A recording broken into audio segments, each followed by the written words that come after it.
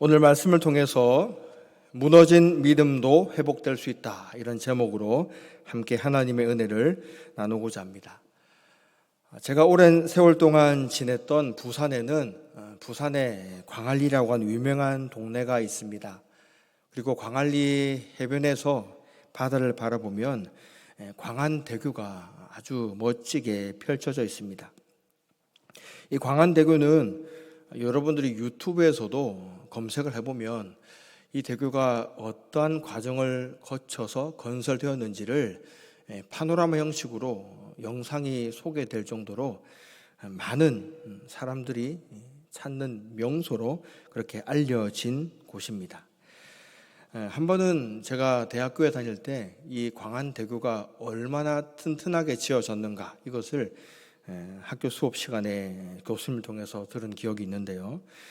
이 광안대교를 어떻게 튼튼하게 짓냐면, 광안대교는 이제 상판과 하판이 있습니다. 이 두 모든 도로면에 차들이 질비하게 다 정차되어 있다고 가정을 하고, 지금까지 이 광안리 해변에 불어닥쳤던 태풍이나 해일의 강도, 그 강도에서 10배가 더한 강도의 폭풍우가 몰아친다고 가정했을 때 이 광안대교가 버틸 수 있을 만큼의 그 정도의 강도로 이 대교가 설계되었다는 이야기를 들은 기억이 납니다. 우리가 영화에서 대교가 끊어지거나 해일로 무너지는 이런 장면들은 실제적으로는 아주 불가능한 그런 큰 참혹한 일이라고 할 수 있을 정도로, 여러분이 보고 있는 이 대교는 아주 기가 막히게 견고한 강도를 지니고 있는 곳이라고 할 수 있습니다. 우리가 과거에 보았던 성수대교가 무너지는 그런 부분들은 그만큼 견고하게 지어져야 될 대교들이 올바른 공사의 방법을 통해서 지어지지 않았기 때문에 일어난 참사라고 보도되는 것들을 여러분들이 많이 기억하실 겁니다. 이처럼 우리 인간의 힘으로는 과연 저런 것들을 어떻게 가능하게 할 수 있을까? 기가 막힌 건축물들이나 또 인류가 만들어낸 기술들이 많이 존재하고 있습니다. 자동차가 주행할 때 어떤 속도로 가는 것이, 그리고 어떠한 모형으로 지어지는 것이 가장 안전한 것인가? 또 저수지에 물이 찰 때 그 채워진 물들이 어떻게 견고하게 그 댐 안에 가득 채워서 보존할 수 있을까? 이런 것들을 계산하는 것은 참으로 인간이 가지고 있는 지혜가 얼마나 큰가를 보여주는 모습이라고 할 수 있습니다.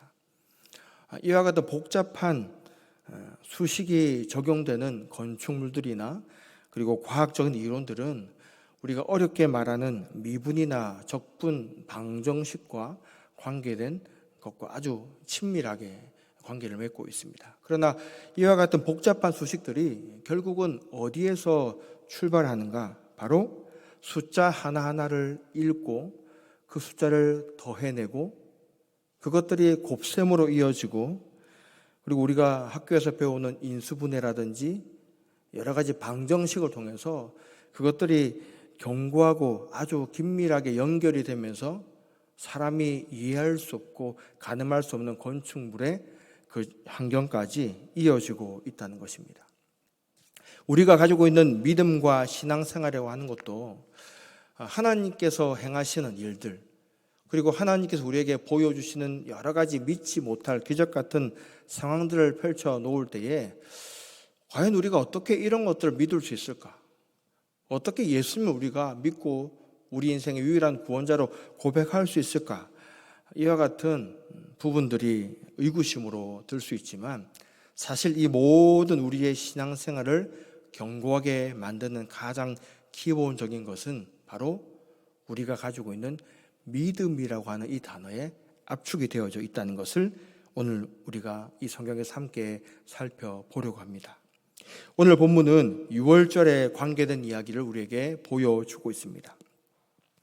이스라엘과 그리고 모든 애굽 사람들의 첫 번째 난 장자를 하나님께서 죽이시는 장자의 죽음에 대한 이야기입니다. 그러나 이 유월절 사건은 하나만의 단독적인 사건이 아닙니다. 그래서 우리가 첫 번째 살펴볼 내용들은 6월절에서 우리가 주목해야 할 것이 무엇인가라는 것입니다. 이스라엘 백성들은 애굽에서 430년 동안 노예 생활을 했습니다. 그리고 그 노예 생활을 통해서 이스라엘 백성들은 지금까지 경험해 보지 못했던 가장 비참한 환경들을 접해야만 했습니다. 어디까지 내려갈지 모르는 그 비참함의 한계를 드디어 경험하게 된 것입니다. 그리고 모세는 자신의 민족이 이렇게 애굽인들에게 농락을 당하고 조롱거리로 그렇게 수모를 겪는 과정을 지켜보면서 급기야는 애굽 사람을 죽이는 살인까지 범하게 됩니다. 그리고 모세는 그것이 자신에게 있어서 자신의 민족들을 위한 정당방위, 올바른 행동이라고 스스로 위로하면서 그렇게 자신이 저지른 살인죄에 대해서 양심의 죄책감을 느끼기보다도 오히려 당당한 모습으로 그것을 그렇게 심각하게 생각하지 않고 지나가고 있었습니다. 그러나 이제는 이스라엘 백성들끼리 서로 싸우는 광경을 지켜보게 되고 이 모세는 조금이라도 자신의 민족에게 도움을 주고자 그 싸움의 중재 역할을 자처합니다. 그러나 이 환경 속에서 모세가 경험하게 된 것은 무엇이었습니까? 자신이 애굽 사람을 죽인 그 사실을 가지고 오히려 모세를 협박해오는 자신의 동족을 보게 된 것입니다. 이때 모세가 느끼게 된 그의 마음의 심적인 충격과 두려움은 말로 표현할 길이 없이 컸던 것 같습니다. 그래서 그는 애굽 왕자라고 하는 자신의 모든 부귀영화를 다 내려놓고 이제는 살인자로 몰려서 자신의 생명이 위태롭게 될 것을 두려워하며 광야로 도망치게 된 것입니다. 이처럼 이스라엘 백성들은 누가 자신들을 구원해 줄 대상이고 누가 자신들의 목숨을 위협하는 원수인지에 대해서도 판단할 수 있는 능력이 아주 모호하게 될 정도로 그렇게 모든 의지력과 판단력을 상실해버린 사람들이었습니다. 도저히 소생할 수 없는 그와 같은 민족이 이스라엘 백성들이었다는 거죠. 하지만 이와 같은 이스라엘 백성들에게도 한 가지 잊지 않고 기억하는 사실이 있었습니다. 그것은 누군가는 분명히 하나님께서 그들 민족에게 약속해 주신 이스라엘 민족을 구원해 주시고 애굽 땅에서 건져 주실 거라고 하는 구원의 약속이자 메시지였습니다. 하지만 이와 같은 생각들도 흘러가는 세월 속에서는 전설이나 신화처럼 마치 막연하게 뜬구름을 잡는 소망처럼 변질되어 가는 것처럼 보여졌습니다. 그리고 사람의 능력과 생각으로 도저히 소망이 없어 보이는 때에 일어났던 사건이 바로 이 애굽에 내려졌던 10가지 재앙이었고 그 10가지 재앙을 통하여서 이스라엘 백성들은 기적 같은 출애굽을 감당하는 기적을 경험하게 된 것입니다. 이 6월절은 무엇보다도 하나님께서 이스라엘 백성들을 건지시고 인도해 내시는 참된 신임을 만천하에 드러내시는 중요한 사건이었습니다. 그러나 이와 같은 사건이 이스라엘 백성들에게 허락되어졌음에도 불구하고 대부분의 많은 이스라엘 백성들은 도대체 이 사건이 자신들의 인생 가운데 자기의 민족 가운데 어떠한 것을 의미하고 있는지를 제대로 이해하지 못했습니다. 그 이유가 무엇이겠습니까? 바로 오늘 두 번째로 살펴볼 내용인데 이스라엘 백성들이 세뇌당한 잘못된 믿음이 있었기 때문입니다. 과연 이 이스라엘 백성들이 세뇌당한 잘못된 믿음은 어떤 믿음이었겠습니까?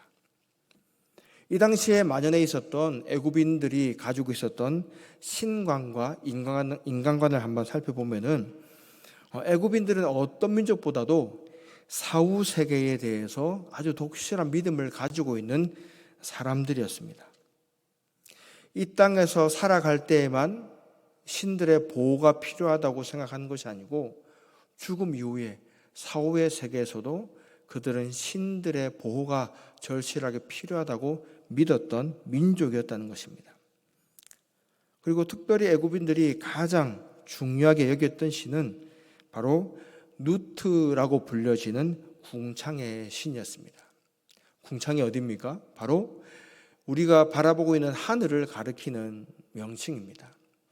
이 온 지구를 마치 둘러싸고 있는 것 같이 보여지는 이 궁창이 애굽인들에게는 가장 중요한 신적인 대상이었다는 겁니다. 애굽인들은 이렇게 생각했습니다. 그들이 섬기고 모시고 있는 수많은 신들 가운데서 공기의 신으로 불리고 있는 이 슈라고 하는 신과 수분의 여신 테프누트라고 하는 이 두 사이에서 태어난 것이 궁창의 신 누트인데, 우리가 하늘을 보면은 마치 하늘이 땅을 감싸고 있는 것처럼 보여지죠. 그래서 이 이스라엘 백성들을 노예로 길들였던 애굽인들의 생각은 궁창을 통해서 사후 세계로 갈 수 있고, 그리고 이 누트라는 신의 존재를 통해서 그들은 죽음 이후의 삶도 보호받을 수 있다라는 생각을 가지고 있었다는 것입니다. 이와 같은 애굽인들의 삶 가운데서 430년을 길들여진 이 이스라엘 민족들에게도 고스란히 이와 같은 신관과 인간관이 묻어날 수밖에 없었을 것입니다. 그리고 인간들에게 있어서 하나님은 인간과 소통하는 존재지만 애굽인들에게 있어서 이 인간들은 신들의 놀이개감이자 노예밖에 될 수 없는 존재였다는 것이죠. 애굽 신들의 노예가 애굽인들이었고, 또 이 애굽인들의 노예가 다시 이스라엘 민족이었기 때문에 이스라엘 민족들이 애굽 땅에서 가지는 위상은 인간 이하의 취급을 받기에 마땅한 자리에 있었다는 것입니다. 그래서 하나님께서는 이 이스라엘 백성들이 가지고 있는 잘못된 믿음, 눈에 보이는 모든 자연 세계를 신으로 받아들이고 섬기는 이 잘못된 믿음이 이스라엘 민족들 가운데서 완전하게 없어지게 하기 위해서 바로 10가지 재앙을 허락해 주셨다는 것입니다. 10가지 재앙에 등장하는 모든 이 자연 만물의 생물들은 이 애굽에서 아주 심하게 섬겼던 그들의 신들을 대변하고 있는 생명체였습니다.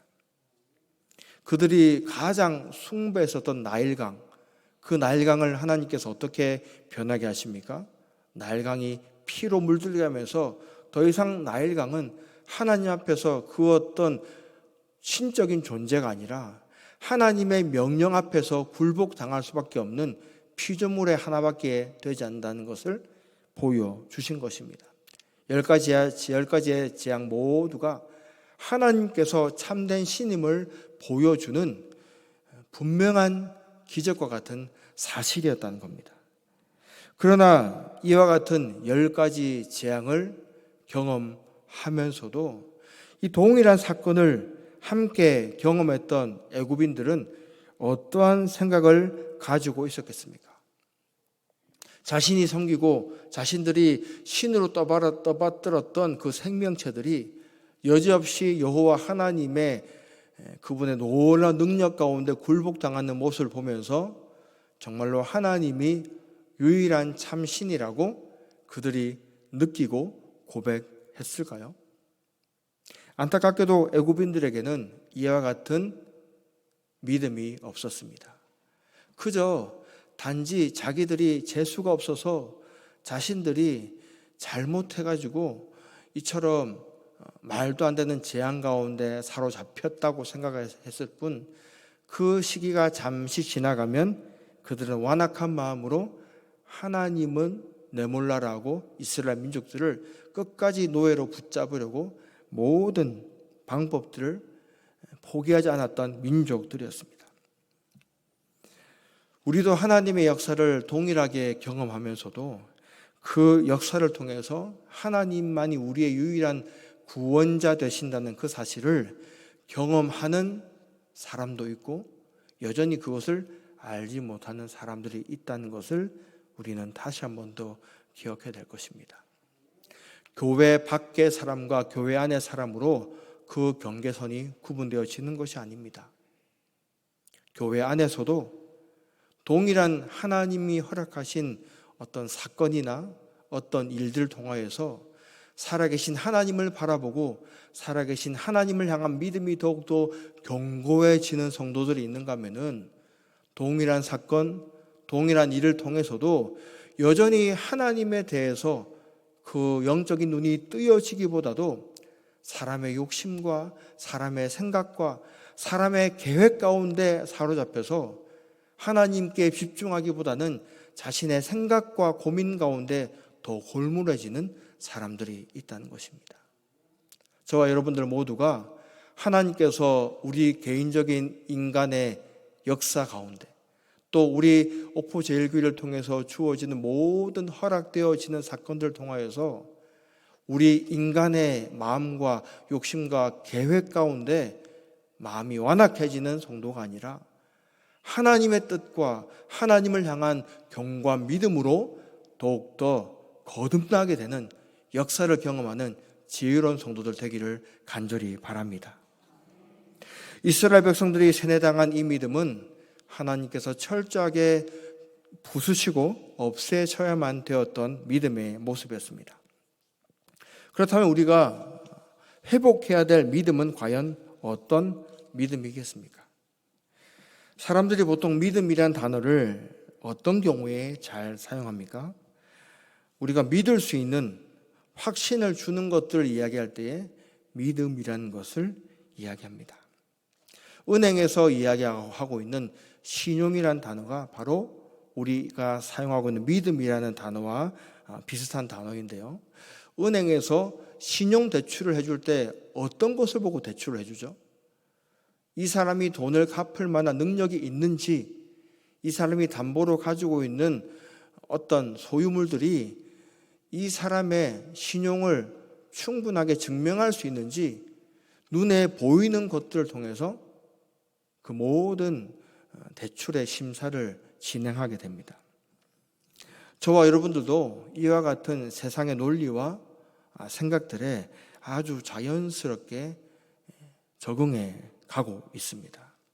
두 눈에 확실하게 보여지는 것, 분명하게 증명되는 사실들, 그것들을 통해서만 우리는 믿을만 하고 신뢰가 간다고 하고 신용할 만한 사람이라고 여긴다는 것입니다.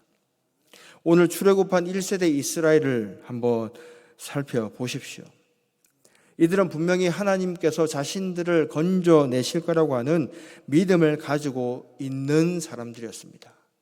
하지만 이들이 광야에서 보여준 그들이 가지고 있는 믿음의 실체는 어땠습니까? 도대체 이들이 무엇을 믿는 사람들인지를 의심하게 만드는 모습들을 계속해서 보여줍니다. 먹을 것이 없고 목이 말라서 마실 물이 없을 때에 그들은 여지없이 모세를 공격했고 하나님을 향해서 삿대질하기를 결코 두려워하지 않았습니다. 과연 이들이 무엇 때문에 이와 같은 믿음 없는 행동들을 보인 것이겠습니까? 이들은 바로 믿음의 방향성을 잘못 가지고 있었기 때문입니다. 히브리서 11장 1절에서는 이와 같이 얘기합니다.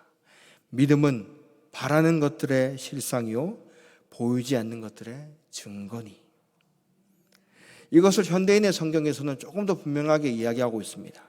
믿음은 우리가 바라는 것들에 대한 실물이며 보이지 않는 것들에 대한 증거입니다.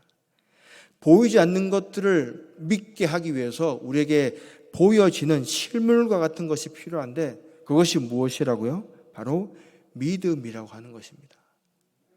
그런데도 믿음은 우리 눈에 보이는 것입니까? 보이지 않습니다. 하나님께서 말씀하시는 믿음이 우리 눈에 보이지 않지만 그럼에도 불구하고 하나님께서는 이 믿음에 대해서 이야기하시면서 칭찬받는 믿음, 그리고 하나님께서 눈여겨보시고 옳게 보이는 믿음이 무엇인가를 우리 믿음의 선진들의 삶을 통해서 끊임없이 강조하고 보여주셨습니다. 보이지 않지만 실존하시는 하나님을 믿는 믿음, 그것이 과연 어떤 믿음이겠습니까? 우리는 하나님을 믿는 믿음을 가진다 하면서도 이스라엘 백성들이 광야에서 보여준 것처럼 믿음이 없는 행동들을 생각보다 자주 행합니다. 바로 하나님을 향한 믿음에서조차도 우리는 무엇인가를 계속 보고 싶어 하기 때문입니다. 눈에 보이는 기적을 원하고, 눈으로 확인되는 증거들을 간절히 바라고, 손으로 잡혀지는 무엇인가가 있어야지만 그것을 통해서 하나님을 믿으려고 한다는 것입니다.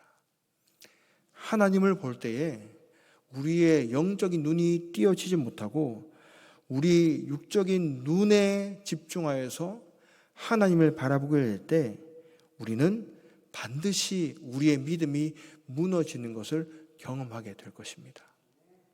믿음의 방향성이 잘못되었기 때문입니다. 우리가 믿는 믿음은 하나님 앞에서 우리 눈에 보여지는 보상을 바라는 믿음이 아니라는 것을 분명하게 기억하시기 바랍니다. 하나님께서 우리에게 주시는 믿음에 대한 보상은 우리 마음 가운데 새겨지고 영적으로 충만해주는 기쁨 가운데 있는 믿음입니다. 이것을 느끼고 누리기 원한다면 우리는 하나님을 바라보는 우리의 시각과 생각부터 달리 고쳐 나가야 됩니다. 하나님의 말씀에 더욱더 집중해야 되고, 하나님께 기도할 때에 기도하는 시간이 많지 않다 할지라도 기도하는 몇 분의 순간이라도 하나님 앞에 집중하는 기도를 드려야 됩니다. 그럴 때에 우리는 우리 인생 가운데 주어지는 하나님의 은혜와 보상이 우리의 육체를 만족시키고 우리의 눈에 기쁨을 가져다 주는 방향으로 응답되는 것에 우리가 현혹되지 않을 수 있다는 것입니다. 저와 여러분들은 영적인 존재입니다.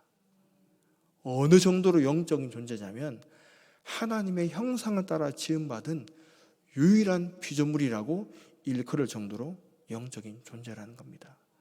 세상의 그 어떤 생물체, 생명체도 하나님과 이처럼 영적으로 교감을 나눌 수 있는 생명체는 존재하지 않습니다.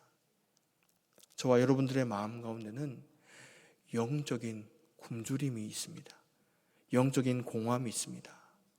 그 공허함이 우리가 이 땅을 살아가는 동안에 완전하게 채워지지 않는다 할지라도, 그러나 우리에게는 성령 하나님의 임재가 우리 삶 가운데 주어진다면 우리의 영적인 공허함은 하나님의 은혜와 능력 가운데 혼란이나 혼돈이나 무질서로 이어지는 것이 아니고 평온함과 기쁨과 안식으로 이어지게 될 줄 믿으시기 바랍니다.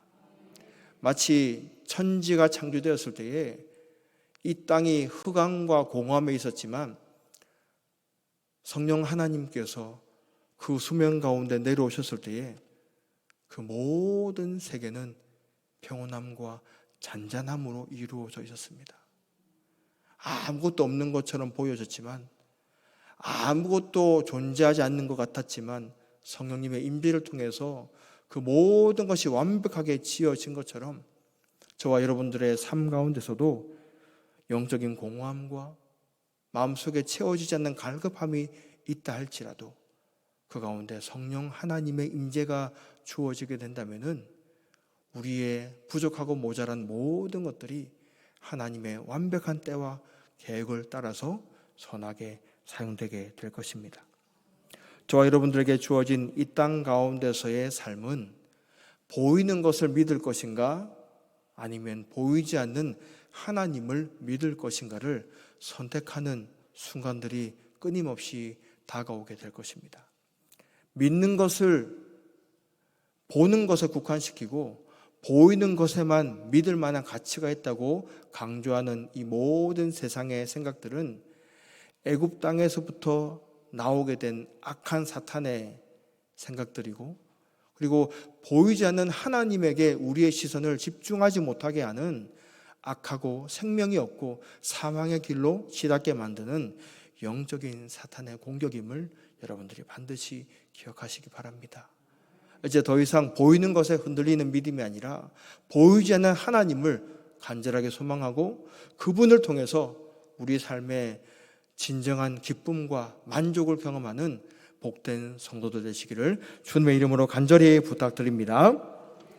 사랑의 하나님 아버지, 오늘도 하나님의 말씀을 통하여서 우리 인생에 회복되어질 분명한 믿음이 무엇인가를 다시 한 번 더 깨닫게 하시니 감사합니다.